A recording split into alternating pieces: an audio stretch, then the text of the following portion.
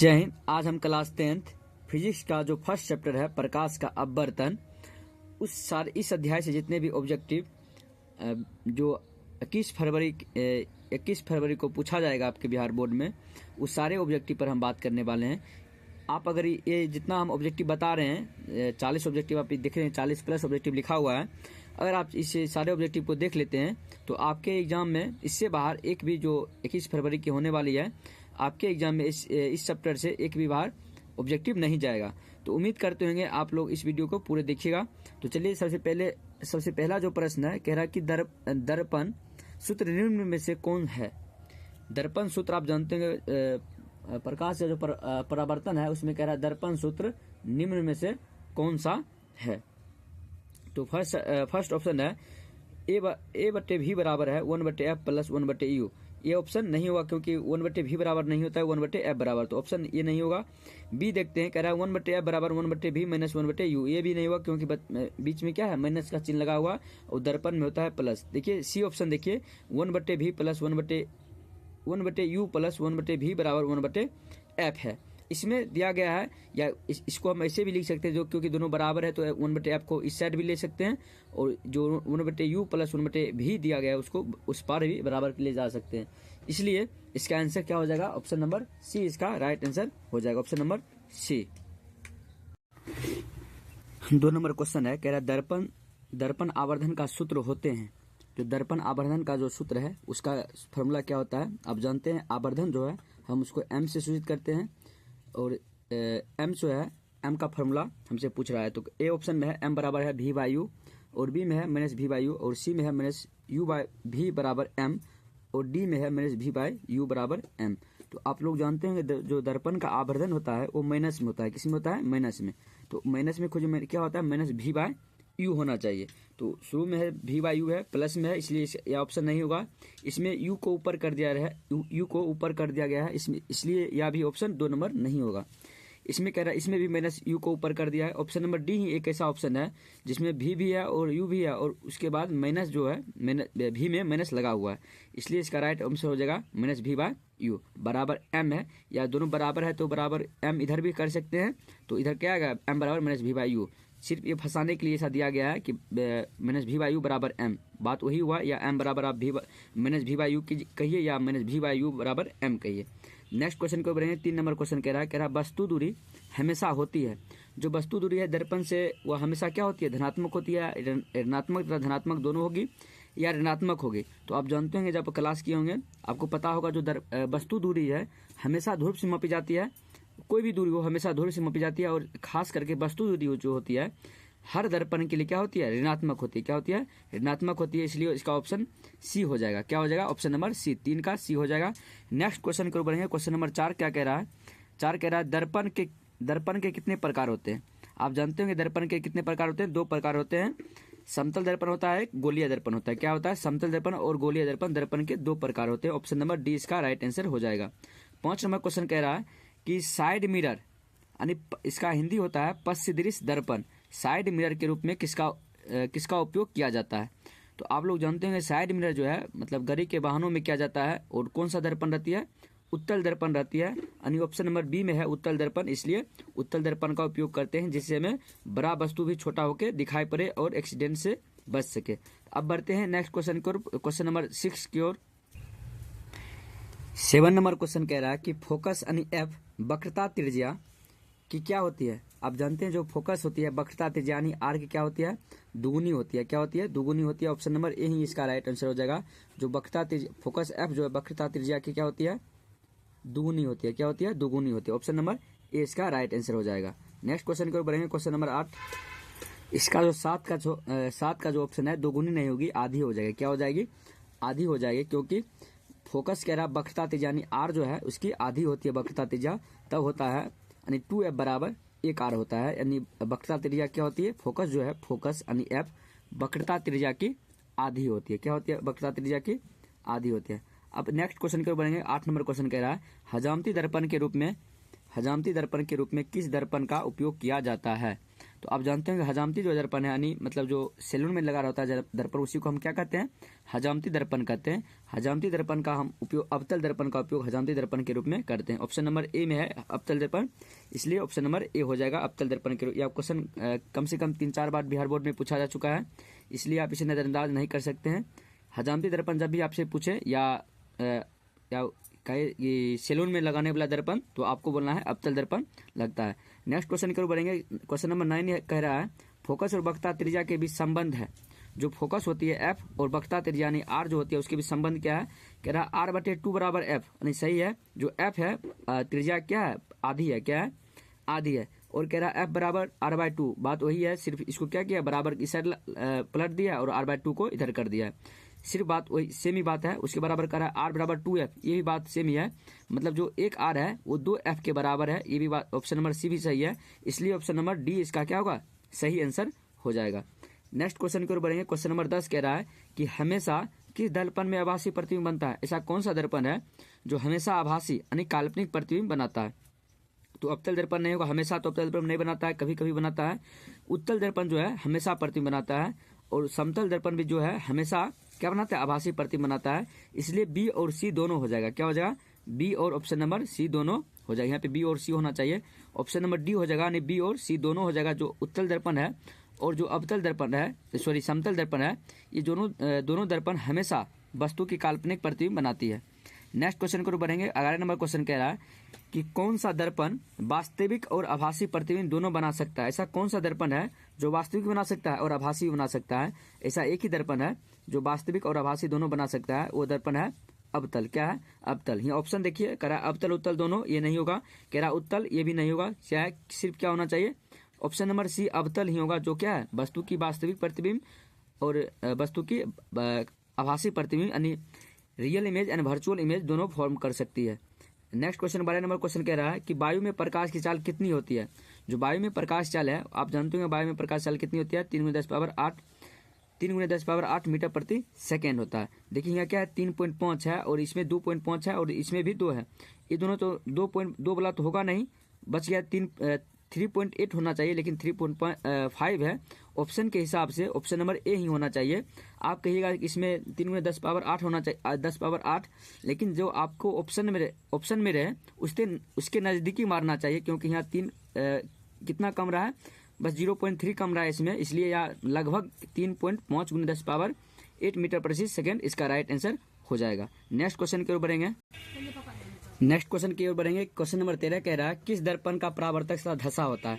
ऐसा कौन सा दर्पण है जिसका सरफेस जो परावर्तक सतह होता है, यानी स्मूथ जो सरफेस रहती है, वो धसा होता है। तो आप जानते होंगे, जो आप चित्र में देख पा रहे हैं, जो अवतल दर्पण है उसका परावर्तक सतह क्या होती है, धसा रहती है, इसलिए इसका राइट आंसर क्या हो जाएगा, ऑप्शन नंबर बी अवतल दर्पण इसका राइट आंसर हो जाएगा।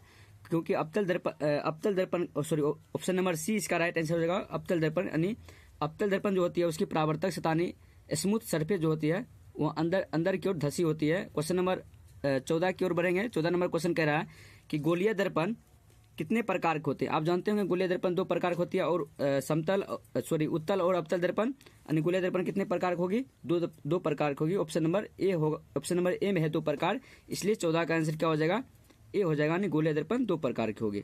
नेक्स्ट क्वेश्चन की ओर बढ़ेंगे। क्वेश्चन नंबर 15 कह रहा है कि अगर कोई बिंब मतलब होता है वस्तु, अगर कोई वस्तु ध्रुव और फोकस के बीच रखा हो तो उसका प्रतिबिंब कहाँ बनेगा। आप जानते हैं कोई वस्तु अगर ध्रुव और फोकस के बीच रखा है तो उसकी प्रतिबिंब दर्पण के पीछे बनेगी और क्या होगी, आभासी बनेगी और वस्तु से बड़ा बनेगी। देखिए इसका ऑप्शन नंबर क्या है, क्या कह रहा है, एफ पर बनेगी या सी पर बनेगी या सी और एफ के बीच बनेगी या दर्पण के पीछे बनेगी। ऑप्शन नंबर डी होगा, दर्पण के पीछे बनेगी। क्यों, क्योंकि ध्रुव और क्या कह रहा है, ध्रुव और फोकस के बीच है, इसलिए यह कहाँ बनेगी, दर्पण के पीछे बनेगी। नेक्स्ट क्वेश्चन की ओर बनेंगे। क्वेश्चन नंबर जो है 16 नंबर क्वेश्चन कह रहा है कि किस दर्पण का सब फोकस अनंत पर होता है। तो आप लोग जानते हैं जो समतल दर्पण है उसकी फोकस क्या रहती है, अनंत पे रहती है। यह भी एग्जाम में पूछा जा चुका है क्वेश्चन, इसलिए आप इसे ध्यान में रखना है, किस दर्पण का फोकस अनंत पे होता है। तो आपको याद रखना, आप समतल दर्पण जो है, समतल दर्पण का फोकस अनंत पे होता है। नेक्स्ट क्वेश्चन को बढ़ेंगे। 17 नंबर क्वेश्चन क्या कह रहा है, क्या प्रकाश के परावर्तन के कितने नियम होते हैं। तो आप जानते हैं बहुत इजी क्वेश्चन है। प्रकाश के परावर्तन जो है 2 नियम होते हैं, दो नियम, ऑप्शन नंबर ए में है 2 नियम, इसलिए 17 का क्या हो जाएगा, ए हो जाएगा। प्रकाश के परावर्तन के 2 नियम होते हैं। क्वेश्चन नंबर 18 की ओर बढ़ेंगे। कह रहा निम्न में से किस माध्यम में प्रकाश की चाल अधिकतम होती है? तो आप जानते हैं प्रकाश चाल अधिकतम कहाँ में होती है? कह रहा जल में, जल में तो नहीं होगा, हवा में, हवा कह रहा हवा हो सकता है, शीशा में भी नहीं होगा, हीरा कह रहा हीरा में नहीं होगा। सबसे जो अधिकतम प्रकाश चाल होगी वो हवा में होगी। क्या होगी? हवा में। अगर यहाँ पे निर्वात रहता तो हवा को छोड़कर निर्वात में मारते। क्यों? क्योंकि निर्वात में हवा नहीं रहती है, इसलिए निर्वात में प्रकाश चाल सबसे अधिक होगी। क्वेश्चन नंबर 19 कह रहा है कि सौर कुकर के लिए कौन सा दर्पण सर्वाधिक उपयुक्त है? ये भी क्वेश्चन पूछा जा चुका है, तो आपको याद रखना है सौर कुकर जब भी कहे तो आपको अवतल दर्पण खोजना है। अवतल दर्पण का किस ऑप्शन में है? अवतल दर्पण जो है ऑप्शन नंबर बी में कह रहा है अवतल दर्पण है इसमें, इसलिए सौर कुकर का उपयोग सौर कुकर के लिए कौन सा दर्पण सर्वाधिक उपयुक्त है? तो आपको बोलना है अवतल दर्पण जो है सौर कुकर के लिए उपयुक्त है। 20 नंबर क्वेश्चन देखना है। कह रहा है 20 नंबर समांग माध्यम जब भी कहे तो आपको याद रखना है एक समान माध्यम रहे में प्रकाश गमन करता है। एक समान माध्यम में प्रकाश कैसे गमन करती है?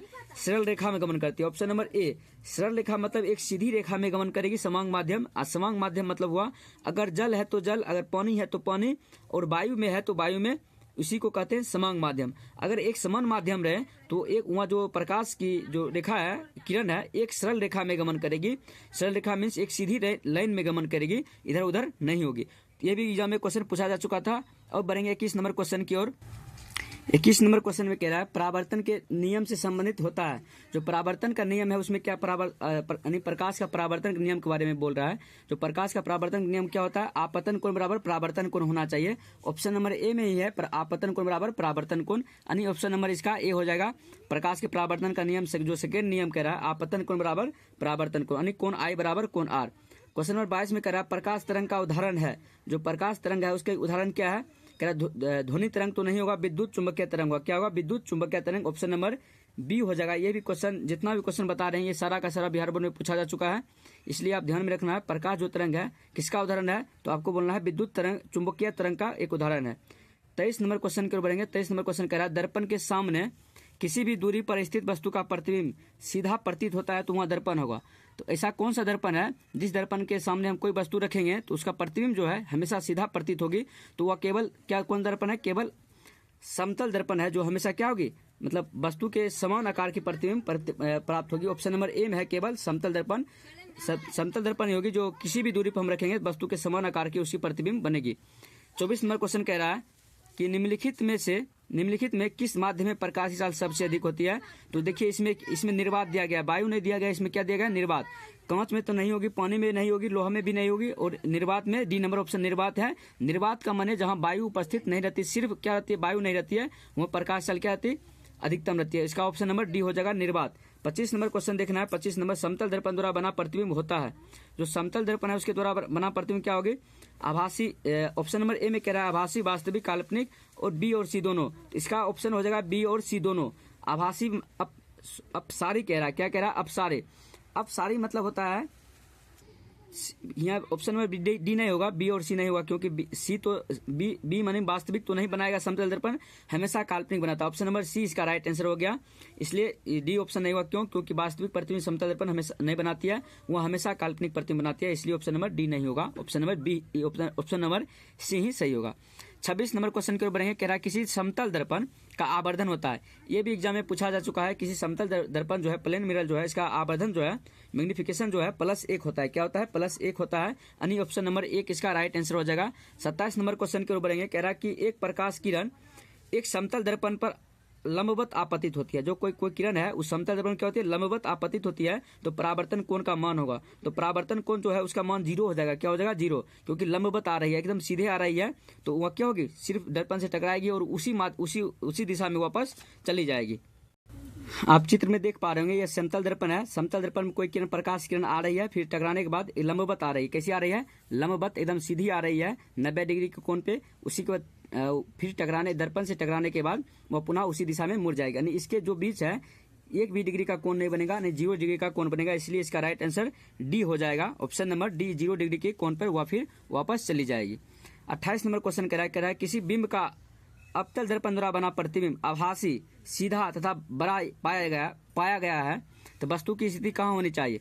जानते हैं अगर अवतल दर्पण रहे और कह रहा आभासी प्रतिबिंब बने तो वह एक ही स्थिति है जो ध्रुव और फोकस के बीच रहना चाहिए, तभी वह दर्पण के पीछे बनेगी और आभासी बनेगी और वस्तु से बड़ा बनेगी।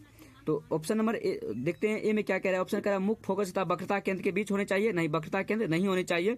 बी में कह रहा है वक्रता केंद्र पर होनी चाहिए, नहीं वक्रता केंद्र पर रहेगी, समान आकार की बन जाएगी। ऑप्शन सी में कह रहा है वक्रता केंद्र से परे यानी वक्रता केंद्र से पीछे रहनी चाहिए, अनंत पे वह भी नहीं होगा।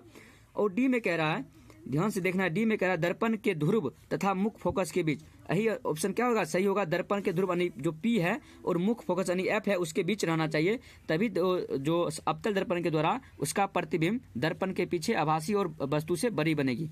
29 नंबर क्वेश्चन कह रहा है कि सरल सूक्ष्मदर्शी किसका उपयोग किया जाता है? तो जानते होंगे सरल जो सूक्ष्मदर्शी है, ये मतलब दर्पण लेंस से क्वेश्चन आ गया है। सरल सूक्ष्मदर्शी में लेंस का उपयोग किया जाता है और वो की उत्तल लेंस का किया जाता है। किसका किया जाता है? ऑप्शन नंबर डी हो जाएगा, उत्तल लेंस का उपयोग किया जाता है।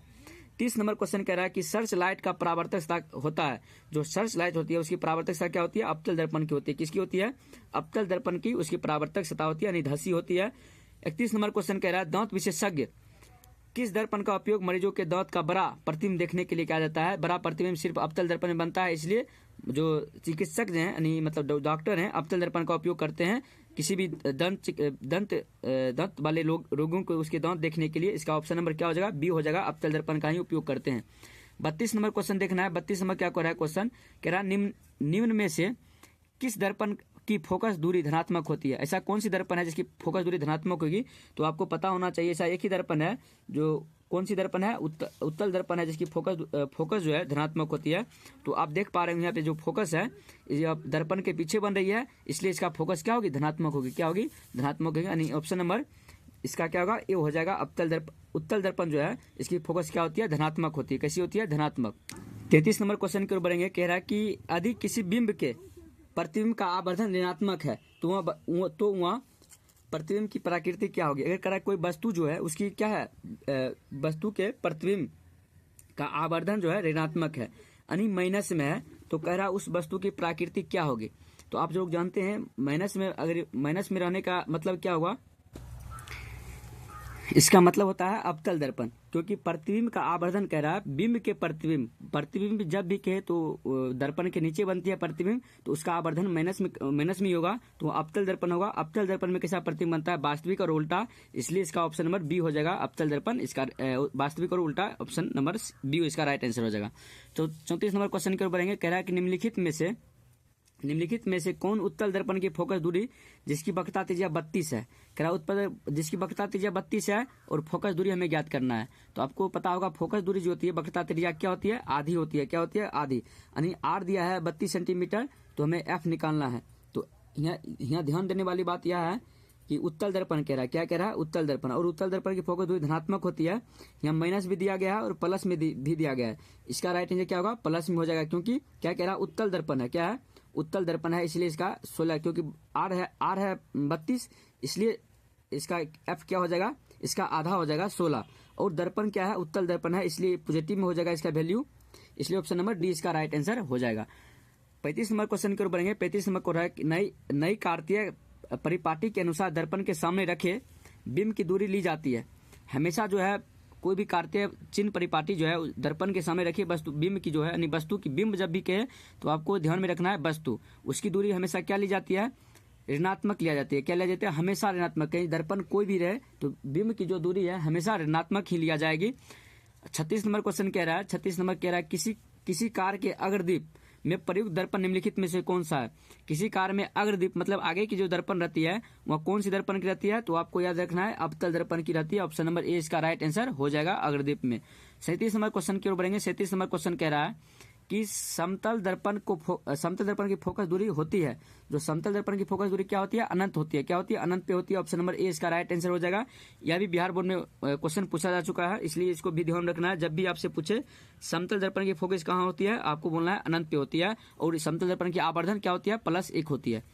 तो 38 नंबर क्वेश्चन को बढ़ेंगे। कह रहा है कि अवतल दर्पण के सामने वस्तु को कहाँ रखी जाए ताकि प्रतिबिंब उल्टा, वास्तविक और समान आकार के बने? जब भी कह रहा अवतल दर्पण कह रहा और कह रहा कि प्रतिबिंब कैसा बने? प्रतिबिंब जो है वास्तविक बने और उल्टा बने और समान आकार का बने। तो आप जानते होंगे जब भी ऐसा हमें समान आकार की प्रतिबिंब बनाना हो और दर्पण कौन सा हो, अवतल दर्पण हो, तो हमें वक्रता केंद्र यानी सी पर रखना होता है। ऑप्शन नंबर सी ही है, वक्रता केंद्र पर हमें वस्तु को रखना होगा और तब जाकर हमें वस्तु के समान आकार का प्रतिबिंब हमें प्राप्त हो जाएगी। 39 नंबर क्वेश्चन की ओर बढ़ेंगे। 39 नंबर क्वेश्चन कह रहा है कि उत्तल दर्पण में बना काल्पनिक प्रतिबिंब होता है। जो उत्तल दर्पण में काल्पनिक प्रतिबिंब बना होता है वो क्या होता है, हमेशा वस्तु से छोटा होता है और सीधी होती है। तो ऑप्शन नंबर ए में कह रहा है सीधी एवं आवर्धित, या नहीं होगा, सीधी होगी लेकिन आवर्धित नहीं होगी। ऑप्शन नंबर बी में कह रहा है उल्टा एवं आवर्धित, या भी गलत होगा, उल्टा तो कभी नहीं होगी उत्तल दर्पण में। और सी नंबर में कह रहा है सीधा एवं हासित। हासित का मतलब, हर्षित का मतलब हुआ छोटा, मतलब कम होता है। तो ऑप्शन नंबर सी ही होगा, यानी सीधा एवं छोटा होता है। यहाँ हर्षित लिखा है मतलब छोटा होगा, ऑप्शन नंबर सी ही सही होगा। यह भी क्वेश्चन नंबर जो बिहार बोर्ड में पूछा जा चुका है, यहाँ सीधा एवं हासित लिखा था, लेकिन विद्यार्थी लोग हासित समझ नहीं पाते हैं, इसका मतलब भी होता है छोटा। तो उत्तल दर्पण में जब भी रखेंगे कोई वस्तु को, उसका प्रतिबिंब जो है सीधा बनेगी पर वस्तु से हमेशा छोटा बनेगी, जिस कारण से उत्तल दर्पण का उपयोग हम वाहनों में करते हैं, वेहिकल में करते हैं। 40 नंबर क्वेश्चन के ऊपर बढ़ेंगे। गोलीय दर्पण का परावर्तक पृष्ठ, गोलीय दर्पण जो परावर्तक पृष्ठ है की वृत्ताकार सीमा रेखा का व्यास कहलाता है। जो गोलीय दर्पण जो पृष्ठ है उसका वृत्ताकार सीमा रेखा क्या कहलाती है, मुख्य फोकस कहलाती है, वक्रता त्रिज्या कहलाती है, प्रधान अक्ष कहलाती है, द्वारक कहलाती है। तो आपको याद रखना है क्या कहलाती है, द्वारक कहलाती है। इसको ध्यान से देखना है, इसको डायग्राम बना के आपको बताते हैं। जैसे आप यहाँ पे देखिए क्या है, गोलीय दर्पण है। गोलीय दर्पण हमको क्या कह रहा है, गोलीय दर्पण सीमा का व्यास, ये जैसे इधर भी व्यास हो सकता है, इधर भी व्यास हो सकता है। तो हमें माना है व्यास क्या है, इधर है व्यास। जो ये व्यास है या क्या कहलाती है, ये जो दर्पण अगर आप इधर से इसको हटा दीजिएगा तो या ऐसा कुछ ऐसा आकृति का बन जाएगा, जो हम इसको अगर इधर रंग देते हैं तो हमको दर्पण प्राप्त हो जाता है। और यह जो कहलाती है ये द्वारक कहलाती है। क्या कहलाती है, द्वारक। यानी ऑप्शन नंबर डी 40 का डी ऑप्शन हो जाएगा, द्वारक कहलाती है। 41 नंबर क्वेश्चन के ऊपर बढ़ेंगे। कह रहा है कि एक गोलीय दर्पण की फोकस दूरी +20 सेंटीमीटर है।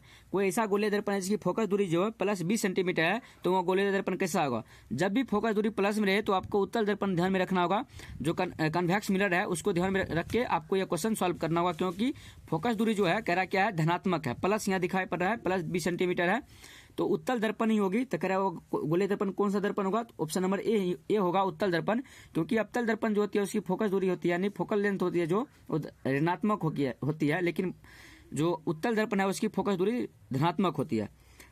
42 नंबर क्वेश्चन के ऊपर बढ़ेंगे। कह रहा आंख नाक गला के चिकित्सक यानी डॉक्टर जो है द्वारा उपयोग में लाए जाने वाला दर्पण है। जब भी चिकित्सक का बात आए, दांत चिकित्सक का बात आए, तो आपको ध्यान रखना है आवर्धित दर्पण हमको कहते हैं, उत्तल दर्पण को कहते हैं, अवतल दर्पण को कहते हैं। इसलिए अवतल दर्पण इसका राइट आंसर हो जाएगा। क्यों, क्योंकि अवतल दर्पण हमें किसी वस्तु का प्रतिबिंब बड़ा कर भी दिखा सकता है, इसलिए इसका राइट आंसर हो जाएगा अवतल दर्पण। यानी आंख नाक गला और के चिकित्सक द्वारा कौन दर्पण का उपयोग किया जाता है, तो आपको बोलना है अवतल दर्पण का उपयोग किया जाता है, उत्तल दर्पण इसमें नहीं होगा। तो उम्मीद करते होंगे कि जो हम 42 ऑब्जेक्टिव आपको बताए हैं, इसे फिजिक्स के फर्स्ट चैप्टर यानी प्रकाश का परावर्तन के चैप्टर से आप सारा का सारा ऑब्जेक्टिव याद कर लिए होंगे और इसे समझ भी गए होंगे। तो यही, इससे बाहर एक भी ऑब्जेक्टिव आपके एग्जाम में देखने को नहीं मिलेगा। इससे ही बार बार प्रैक्टिस करते रहना है और इसे ही बार बार देखते रहना है, ताकि आपका एक भी अंक बोर्ड में ना छूटे। Thank you for watching this video.